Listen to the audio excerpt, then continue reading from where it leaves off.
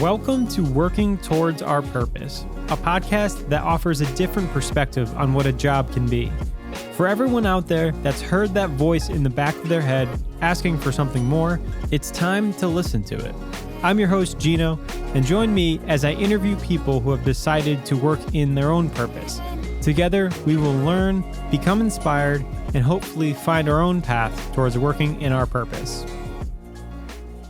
So joining me today on the podcast is my new friend, Michael Shawn Carbaugh, who is a music teacher, a pastor at Pond Hill Baptist Church in North Haven, Connecticut, owner of Unison Games Cafe in Hamden, and he's got a new Multiuse studio in the works. Michael, welcome to the podcast. How you doing this morning? Pretty good, Gino. Thank you so much for the opportunity to be here. Yeah, definitely. I'm excited to have you. So yeah, if you first want to start by telling me a little bit about yourself, maybe talking about like where you went to school and what you went to school for would be a good start. Yeah, totally. So I went to this college in Ohio called Cedarville University, and I went for music and with a minor in Bible. It's a Christian school out there, liberal arts Christian school. So it was cool because I got to interact with a lot of different people, and I went for classical music. And the first thing that my classical professor told me, that was my composition professor, he asked, "Are you sure you didn't want to be a worship major?" Because I kind of told him my idea, and that I wanted to be a pastor and that I wanted to write music. And I told him, no, I definitely want to learn classical music because I felt that there was an importance with that. The problem was I hadn't really taken any official music classes up to that point. So I went to small schools for my education prior to that. And all I had taken really was guitar lessons, which is why he was like, well, maybe you just want to play guitar in a worship band or something like that. But I kind of muddled my way through that program, and I ended up doing all right. And I graduated with a Bachelor of Arts in Music with an emphasis in composition and music technology. So with the intention of doing a lot of recording, editing, composing, writing both songs, like singer-songwriter type things, worship songs for the church, but also writing some classical things as well, some film score, stuff like that. That was sort of my intention coming out of college, that I was going to do the pastor thing and I was going to do the composer, songwriter, producer thing. So I ended up being offered a job at the church where I grew up in. And it was a really cool opportunity. I grew up there actually because my father is the pastor at this church. And it had been getting to the point where he needed to hire somebody for a long time. He had some like interns, maybe like in my high school years. And I had ended up picking up most of the music part of the church when I was in high school anyway. And then I left for college. And I think he realized that it was just a little too much for him to be doing, which I totally empathize with now, because we never had another full-time person on staff until I came on. And I have no idea how he was doing all that before I was there, because it's a lot of work. But anyway, so he offered me a job to come back and work at the church. And so that was kind of my salaried gig. And it still is actually my salaried gig. And so I started doing that. And there I wear a lot of hats at the church. It's a smaller church, so both of us kind of do a lot of different things. But obviously I'm in charge of the music with my music background. I'm also in charge of the student and family ministries. So this week I actually got to like baptize one of our kids, which was really cool. And I'm also over the young adult programs for like 20s and 30s and our children's programs. I preach a lot. I do a lot with outreach and evangelism, event organizing, stuff like that. It's a really good time. Yeah, it's a really fun job. It's different every week, but there's also certain rhythms to it.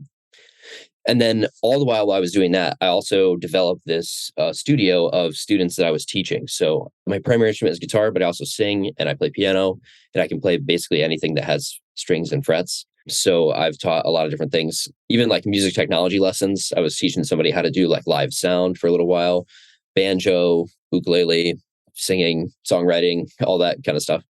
So I started that actually in high school, and it kind of kept it going. I had a job with the Salvation Army teaching kids in Ohio when I was in college as well, and came back, kind of developed that. So even still, again, that's another thing that I've been doing for it's been like 10 years now of teaching, which is really cool. And I've written a lot of songs. And currently I'm working on an album, and I'm also doing covers and releasing those as well. Nice. That's awesome. So definitely music has been a theme throughout your education and work career, which is really cool. And it's cool that you get to blend your music degree with your church. It's kind of a unique way, I think, of being able to use that. So yeah, so moving on to like your next project, tell me a little bit more about Unison Games Cafe and how that got started and when that got started and everything. Definitely. Yeah. So that's something that I really didn't expect. I was always kind of a nerd, so I liked comic books growing up. And when I went to college, I had a roommate that was like really into comics. So I was into certain comics. I started dating, realized that cost money, and stopped following comics. Then I went back to college, had this roommate, and somebody actually sent me a care package with the Spider-Man comics that kind of reignited it for me. And I started, spending like all my play money on comic books at that point. Got out, and like through that world, I kind of also became exposed because a lot of comic stores are also game stores. Got exposed to trading cards a little bit. And that was something that I had kind of forgotten about because as a kid, I had played a couple of the trading card games. There was like a Marvel and DC game that was out, and there was a Naruto card game that I briefly played as well. But in about, I want to say like 2016, I played the Pokemon card game for the first time. And I like fell for it like really hard. Like I was so into the Pokemon trading card game. And I graduated college, came back to Connecticut, and realized that here in the New Haven County, there wasn't a lot of places to play Pokemon. There's some places up north of the state. But in New Haven County, there's people that sell it, but there weren't a lot of people that were actually playing it. So I got connected with a local store that was in Wallingford, and I started playing other games there and talking with them. And finally, I was just like, I need to just make a space where I can play this game and start teaching it. So I started this like once a month tournament series at my church, actually in the basement. It started out as just like a free thing that was kind of made for outreach. And that is something that grew. And soon enough, I wanted to like make it another business because I liked it so much. So in 2020, I got like a DBA, and I was all like excited, about like doing the game store thing. And then COVID happened and shut down. So that didn't happen right away. And I still like every now and then people look at my like trade name certificate and they're like, wow, you got these in January of 2020. And I was like, yeah, I did. And then I took a really long break from it, it was whatever. Everybody was doing that, right? Mm-hmm. But I had a friend of mine who's an entrepreneur contact me, and he contacted me in, I want to say it was like August. So it was kind of right after the initial shutdowns, like things were not fully back to normal, but everybody was kind of getting stir crazy. And we crafted this idea to start doing something a little more seriously. So it started as a once a week instead of a once a month, and then it grew into what it is now. So we've had a brick and mortar for almost 2 years now in Hamden, and we run tournaments every single day. We're open 7 days a week, and we also serve coffee there.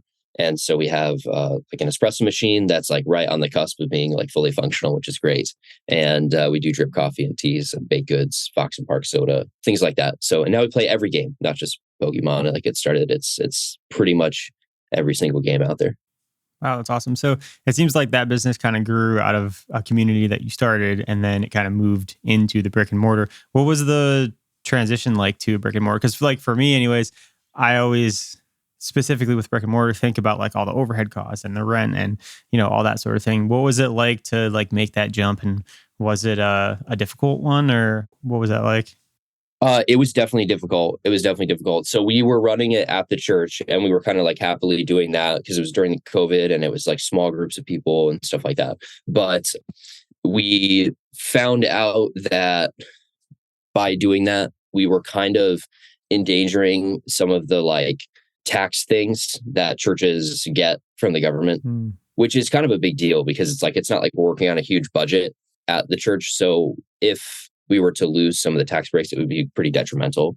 So we found that out, and we were like, oh man, we have to do something about this, because we were just not aware that we couldn't do what we were doing at the church. So we figured it out, and we were like, okay, it's time to make a jump. So we started looking for spaces, and it was tough because there was a lot of places empty, but also landlords still wanted a lot of money for their spaces. So it was this weird thing where their space had been empty for a long time, but they weren't really willing to go down. And we finally found this space that it had been empty since 2019. And at this point, it's 2021. So it had been empty for several years. Or actually, I think it had been empty prior to that, but the landlord had acquired it in 2019 and it was empty then. We walked into the space. It was like all water damaged and it was like a complete mess. Both me and my business partner have done a lot of like construction-y type things in the past. So we're pretty handy. So we made this offer to the landlord that we would revitalize the space on our own dollar if he would give us like a break. So essentially for the first year, we were essentially paying half price for the space. And then it went back to like full price. So we pay much more for the space now than we did in that year. But in that year, we tried to do all the construction and stuff ourselves. It did take a little longer than we wanted it to, but we ended up fast tracking the game side and then slow rolling the cafe side so that we can get our community back playing as soon as possible. And that was really good. And people like came out in droves and we built new communities and we started carrying new games and things like that. We're in a really good spot because like I said, there's not a ton of places in New Haven County that will run these games at like a organized play level. So each company has like certain tournaments that you get that are their organized place, their official tournaments for that. And there's some stores in the area, but they're not doing that for every game like we are. And they're also not always focused on the playing community. Sometimes they're just flipping product because at the end of the day, it's a retail business, right? But we see it as like just as much a service provision business as we do a retail business because we want people in the store playing with other human beings and creating a community around each game. So it's pretty neat. Yeah. Wow. That's awesome. Also, can you talk to me about like what it was like to go into business with somebody and to have a business partner? I've always been kind of solo in my ventures, but kind of feel like, I don't know, some sort of feeling that I would want to do something with somebody because I've seen it and I've seen other people have business partners and like balance each other out and that sort of thing. But then always think about like the negative aspects of it. It's like, wow, I don't want to ruin a relationship or I don't want to like, get screwed over by somebody or something like that. How do you manage like not listening to that and like going for it? And then what are the strengths and weaknesses that you guys can work together with? I'll be honest about that. It can be difficult sometimes to have a business partner, especially if your business partner is like really different than you are. I think a lot of it comes down to communication. You have to make sure that you guys have communicated about things ahead of time. I had the advantage of like when I started my work at the church, I always had a partner there. So me and my father are like co-pastors. So it's not kind of like a boss employee situation. So I came from a partnership context, which was really helpful. And I also came from a context where it was very clear that I had a certain set of skills and that he had a certain set of skills. And so we were always kind of codependent on each other for certain things. And it works out really well at the church. So jumping into that context with somebody else that I obviously don't know as well as I knew my father, obviously, but it was definitely scary. But because of the fact that I do so many things, I'm acutely aware of the fact that I cannot do everything alone, even just simply like time at the business, right? We're open 7 days a week. I have other jobs that I do, so I cannot be there 7 days a week. And I think some of it is just that, like you have to recognize your own limitations. And if you want to do something, that means that you're saying no to doing something else. And so you have to have somebody that's going to be there during your away time. So that was something that I was always anticipating, which was helpful for the process. But honestly, it's a lot of trust. And whether or not you agree with everything that your business partner does, you have to have a measure of trust or the relationship isn't going to work. And the business is, I think, going to fail because, you just have to trust that your business partner is doing their best for your business. And I definitely trust my partner to make decisions at the business when I'm not there. And, he wears some hats that I don't wear now. He's kind of taken over certain things. Like he has cafe experience. I do not have cafe experience. So he's totally all things cafe are under his umbrella. And I think he's done a good job so far. But even if there's stuff that I would have done differently, I still need to be able to relinquish control of certain things. And he needs to relinquish control over certain things with me as well for it to be successful. And whenever we've clashed before, which really has not been very often, which I'm thankful for, it's because one of us was not relinquishing control of something that we should have and trusting the other person. Yeah, that's really good advice, I think, because without that trust, you're kind of putting up that wall or prohibiting them from doing what they think is best. And I think that's a good insight from experience. So appreciate that. So you have this game cafe, you work at the church, and you also do guitar lessons and stuff like that. Basically have like 3 full-time jobs. How do you manage it all? Like you were saying earlier, you got to know your limitations, but how do you manage your time and how do you decide what to put your energies into? Yeah, that's the always present question in my life. So I guess I'll start by saying you have to be honest about where you are in your life, and you can't overextend yourself if you have other commitments in your life. So what I mean by that is I'm a single guy and I don't have a family of my own. I don't have kids, I don't have a wife. And so I have the unique ability to spend more time than somebody that isn't a family. But if you're somebody that isn't a family, like, you should be prioritizing your family. You're just not going to have as much time as I do for your careers. And so I think that's the first step is you have to be honest about like your stage in life, where you're at, what your priority is for that time. Right now, my priority is my 3 businesses. And so I can spend more time than the average work week is for most people. So I tend to work about 90 hours a week usually. So I'm working a lot, and that's not something that's going to work for everybody, but it works for my stage in life. That might not be how it is forever, but that's how it is right now for me. So that's definitely the first thing. Like, you have to be honest about like how much time are you actually going to sink into this. And I'm having a great time. I love what I do. I enjoy it, and I'm not really upset at all that I work 90 hours. Although sometimes I need a small break, and I will carve that time out sometimes. So, but as far as like balancing between the 3, I have dedicated days for them. So on Wednesdays, I do all Unison Studio stuff. So I do all music stuff on Wednesdays. I do my best not to do anything else on Wednesday other than music stuff. Thursday is the same for the church. So I do only church stuff on Thursdays. So I try to be like totally dead to the world in terms of everything else other than church stuff on Thursday. And then the business is a little easier because it has actual hours that it's open. So obviously I'm, there on the other days for business operating hours, but there are also certain times in my schedule, like Mondays and Fridays. I know that before 4 p.m. when this business opens, that's kind of like a catch day.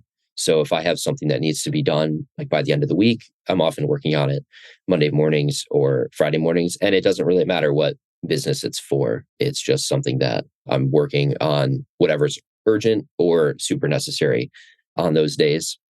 And then I try to keep a to-do list, which is something that I struggle to do the to-do list, but I also understand the benefits of the to-do list. So I'm doing my best to, write notes for myself on the last time I worked on this. So like sometimes I won't do music stuff or I should say I won't do Unison Studios stuff between Wednesdays. So on the Wednesday that I'm working on it, I'm trying to like make notes so that I don't have to waste time the next Wednesday refamiliarizing myself with whatever project I was working on. So I try really hard to be organized in that way. And I would definitely highly recommend that to everybody. Like, just make a to-do list so that you don't have to waste time figuring out what you have to do that day. Just know already what you're supposed to do. I read a book one time called The One Thing, and it's a pretty good book for anybody that's looking to get into business. And the argument there was like, what's the one most important thing that you could do that day? And I find that I have one of those things for each business. I don't necessarily do the one thing for each business every day, but I try to be like, what is my top most priority in this moment for that thing? That's the thing I'm going to work on. So. Yeah, I like the idea of having dedicated days to certain things, because I also have different projects and stuff going on. And I find that sometimes I'll just neglect it for a long time, for weeks and weeks. And then I'll be like, oh, I didn't work on that thing. Let me go work on that now. So I like the idea of being able to consistently put time towards things and even break it up day wise. Because I would imagine that probably also helps being in one mindset and not having to like switch gears and switch your mind to doing a different thing. So I certainly like that. I'll have to try that out for myself. Yeah. I don't know. Have you ever heard of this thing called the flow state before? I have, yes. Okay, cool. So I feel like sometimes, especially with music, we talk about this where it's like you just kind of get into this rhythm where it's just like you're firing on all cylinders. And I wish that that was the case like every time that I spent a full day on something. It just isn't. That's just not realistic. But I find that you can get into this rhythm of just firing at 100% at what you're doing when you spend extended amounts of time in that, mind space. So if I'm writing music for like a whole day, maybe not all the music is good, but maybe I'll find that like for a couple hours in that day, I will be at like 100% output for that moment. So I find that you can actually be more effective when you spend larger amounts of time on things. I feel like our attention is so fragmented often. And sometimes mine is too. I'm not saying that I'm an expert at like focus, but I do find that like you have to have like dedicated time to just get in the zone and get stuff done. Yeah, that's interesting. I guess the counterpoint to that would be like, well, how do you avoid distractions? Right? Like if you're in music all day, how do you avoid not checking your email for the game cafe? Maybe you have a customer who like needs something. How do you put that out of your mind for that one day, or do you not? No. So first I take dedicated breaks. It's something that they actually teach you in college, because for music is such a crazy degree to get. Like if anybody out there is like going to school for music, you know what I'm talking about. But like they expect you to do so much work that you're not getting any credit for. So like I was not a performance major, but I was still expected to practice guitar for like hours a week, and my like 1 credit composition classes, because that was my focus. I was expected to compose for 3 hours a day. Wow. On top of my like 18 credit semester. Right. So it's like they teach you to be really effective with your time, because they actually know that you can't do everything that they're asking you to do, but they try to like equip you with tools. And one thing that they equipped me with was you need to figure out what your rhythm is and when you need to like step away from something. Because you could be like, sometimes you're practicing your instrument and it is just like a wrestling match between you and your instrument. Like it's just not happening. And there has to be a moment where it's like, okay, I know I need to like walk away and take a lap around the building or something. But I find that I can't really work on something for more than like 2 hours. And so if I'm writing a sermon for church, I could write for like an hour and a half or 2 hours. And then I'll get up and I'll like stretch my legs and I'll go do something else. Like I'll watch like a music video or something like that. And then I'll come back and I can do like another, maybe hour and a half. And I find that like decreasing increments of time. So if I start with 2 hours and then I take a break and then I can do like an hour and a half and then take a break, then I can do like an hour. And I've just found that works for me. And, a lot of people can kind of find that rhythm.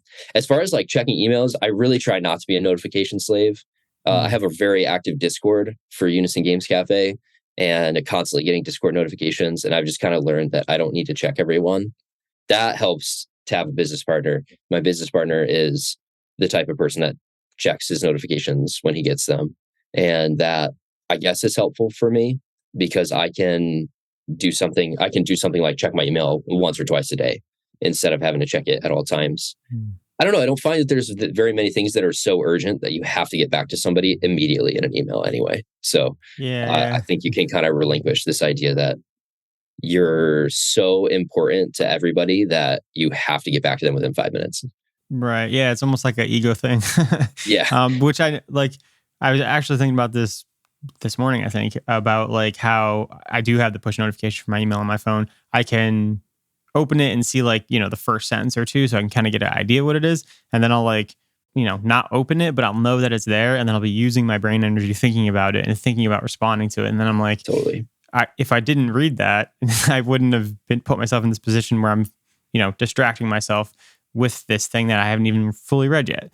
Right. So that's an interesting thing. And then I thought about like, well, why do I even have these push notifications? Like I know that it's not a good idea to distract myself with them, but yet I still check them every day and think like, oh, well, it's fine. I'm not reading the whole thing. I'm just looking at the headline. So it's, it's not the same, but really it's still distracting me.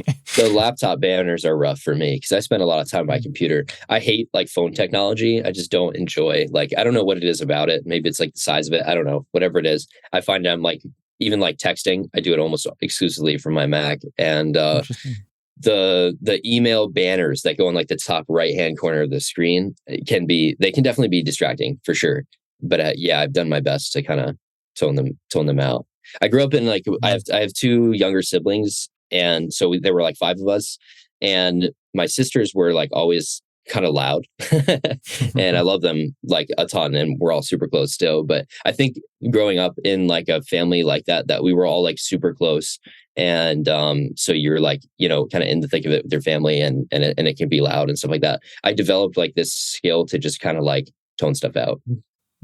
You know, and like get work done. So if I was like, we were all like doing homework at the table and they were being loud, I kind of developed this skill to still like be able to, yeah, get into the zone a little bit, even with a lot of distractions. So interesting. Yeah, a little bit of practice focus for all the distractions we face nowadays. Definitely. So yeah, so I want to kind of, shift gears a little bit and talk about your new venture, which is a multi-use studio. Do you want to tell me a little bit more about that and what your plans are for it? Yeah, definitely. So Unison Studios is what I've been calling my music business for a long time now.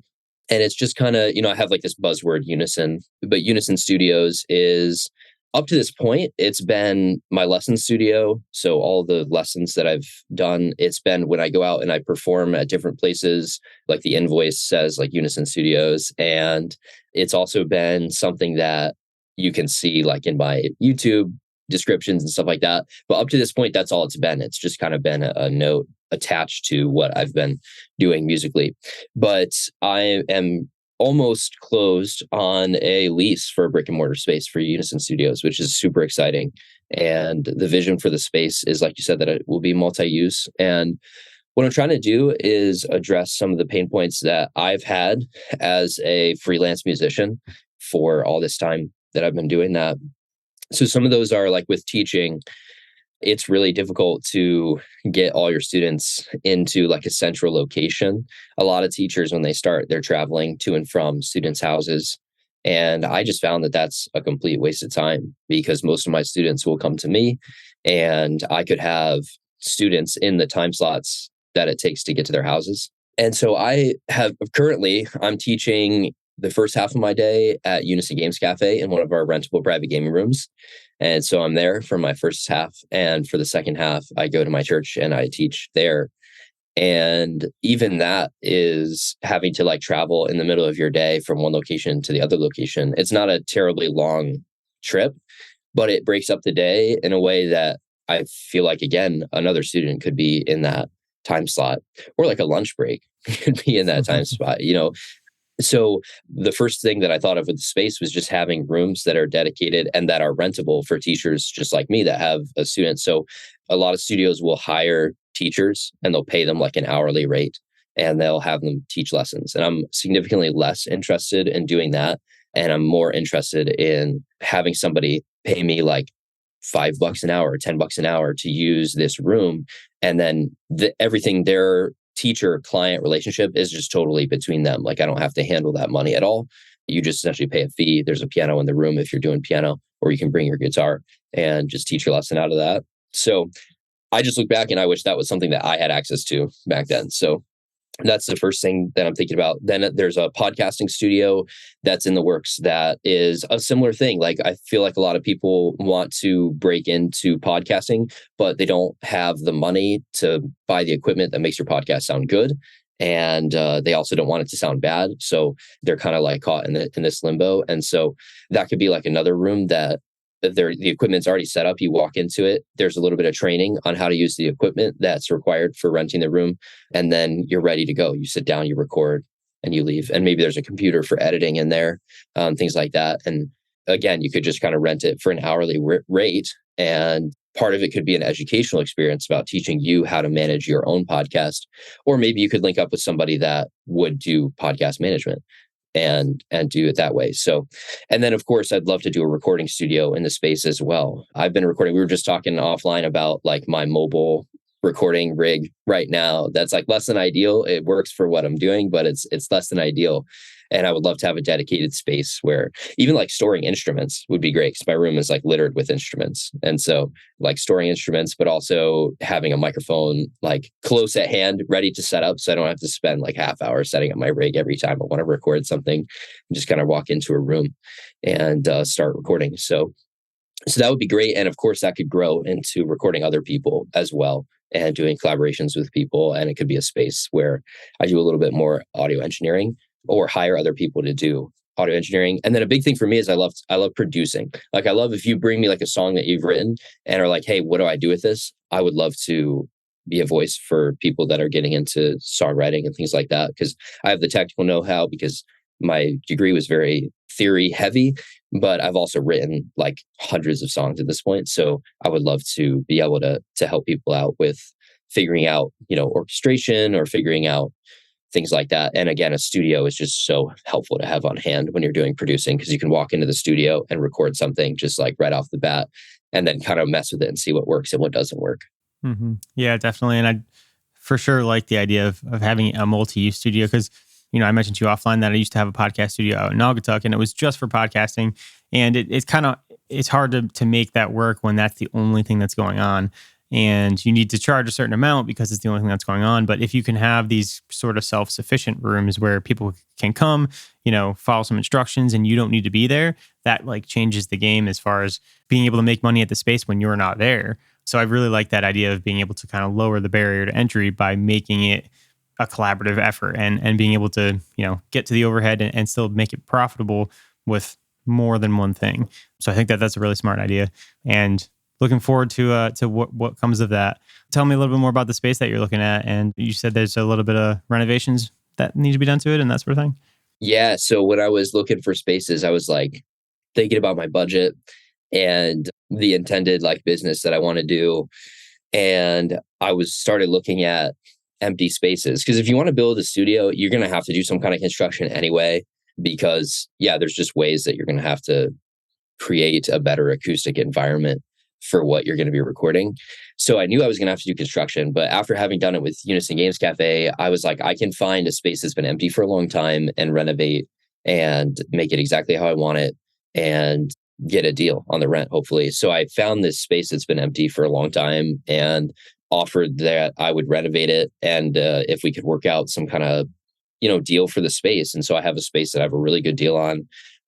Like I said, the final touches on the lease are being put on as we're talking. So I'm hoping to check my email after this and have a lease. It totally could happen today. So it's looking like a great opportunity. It's in North Haven on Broadway Street, and it's kind of like right near the town green of North Haven. It's a nice area. There's stuff close by. It's very accessible. It's not on the main road, but it's right off the main road. And like I said, 15 and 91, the two major highways here are just like right there. So I'm really excited about the space. And they gave me some time to do the construction, where essentially I will have signed the lease, but I won't start paying until after a certain point. So sometimes it takes a little extra work to find deals like that. But a lot of time, what I'm doing for that space is mutually beneficial for me and the landlord. And I think that's the key. And that was the key with Unison Games Cafe too, is like it was mutually beneficial between me and the landlord. And so I think that's how you have to go after it, is find something that works for you and make it something that people can buy into. Yeah. I think that's really good advice. And probably, not just as far as like leases, but even in business partners and stuff like that. I imagine it was a similar kind of mindset of being like, well, how can we both benefit from this situation? And kind of just showing, at least in the landlord situation, showing them like, hey, this is why it's going to benefit you. Here's why it's going to benefit me. And then, you can close the deal easier that way. So again, some really good advice. So, as we're coming to the end of our time here, I got a couple more questions for you.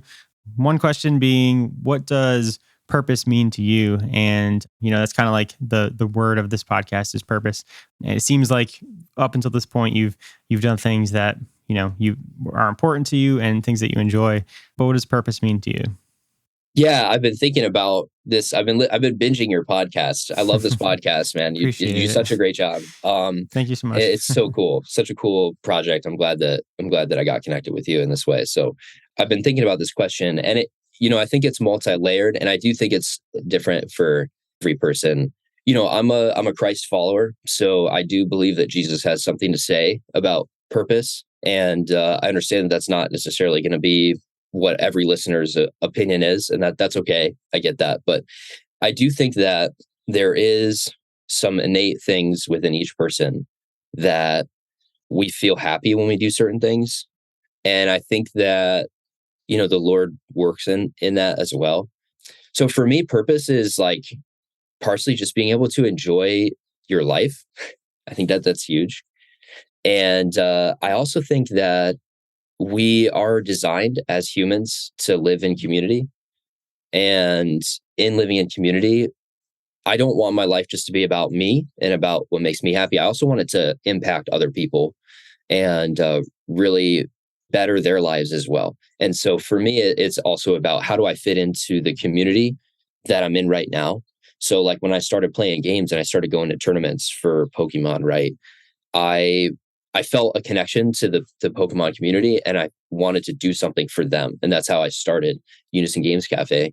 And the same is true. Like you heard me say earlier that like I want to address some pain points that I felt being a music teacher. Like I want to put something out there that's beneficial for music teachers. And I find that like you can make money and help people at the same time. And that's just like a slam dunk because I do feel like it is very, I find a lot of meaning in helping others and benefiting the communities that I'm a part of.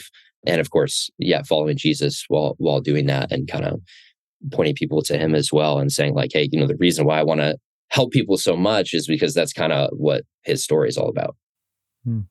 Yeah, no, I agree with with a lot of what you said there. And the community piece of it, I think, is super important and can certainly get lost, especially nowadays when we could be virtually connected. But it's not really the same, in my opinion. No, it's definitely So not I the same. like, yeah. So I like how your businesses are even started from the community aspect of it, and I think that's a really cool idea and something that I'm trying to involve myself more in. And even this project is more so about the community piece of it. I meet cool people that I want to talk to and interview and to show other people that they're doing cool things and to support in that way. So yeah, I would agree that, community is a huge piece of it. So that brings me to my last question. And what's next for you and how can people support you? Yeah, I mean, I'm pretty stoked about Unison Studios. I'm hoping that that's like very much next for me. I'm excited to get in and start doing construction. I already have like a floor plan drawn up, so I'm excited to go in and like make that a reality. I think it's going to be a big paradigm shift for me. I think weirdly enough, having a brick and mortar, I think is actually going to save me time in my business currently, just because of all the running around that sometimes happens there. So I'm really excited about that. Of course, there's always like new initiatives as well at the church and at Unison Games Cafe also. And so I'm always looking to, touch more people and to really, yeah, communicate with them the vision of what's going on there. So yeah, I'm hoping that happens. I actually do have a central like landing page for everything. Like I said, my buzzword is Unison, Unison. So I have a website called unisonco.com. And when you go to that, it has like the three things right there, and you can click in. And one of them takes to the store's website. One of them goes to the Unison Studios website, and the other one goes to like a blog series that I have that is not terribly active, but it is there for Unison Church as well, which is kind of what I call some of my ministries as well. Awesome. Yeah. Well, I'll definitely put the links in the show notes so people can get to that. And maybe one other thing, what are your store hours? So if people are interested in stopping by the store in Hamden, when can they stop by? Yeah, definitely. So we're on Whitney Avenue in Hamden at 2285 Whitney Avenue. And every day is 4 p.m. to 10 p.m., except for Saturday, which is 10 a.m. to 8 p.m. So it's like kind of like an after work thing. We are planning on extending those hours once we start making like hires and stuff like that. But for right now, while it's just the two owners, we're 4 p.m. to 10 p.m. And you can find like a whole event schedule on our website and on Facebook as well, where you can find out like what games we play, what days. So if you're into certain games, but we're also just there if you want to just grab a cup of coffee and hang out as well. Awesome. Yeah. So again, I'll put everything in the show notes so people can easily find their way there. And thanks so much for being on the podcast. And I appreciate you giving us your time. Yeah, thank you. Thanks for tuning in and listening to Working Towards Our Purpose. If you like this episode, please share it with a friend, and don't forget to subscribe for more episodes.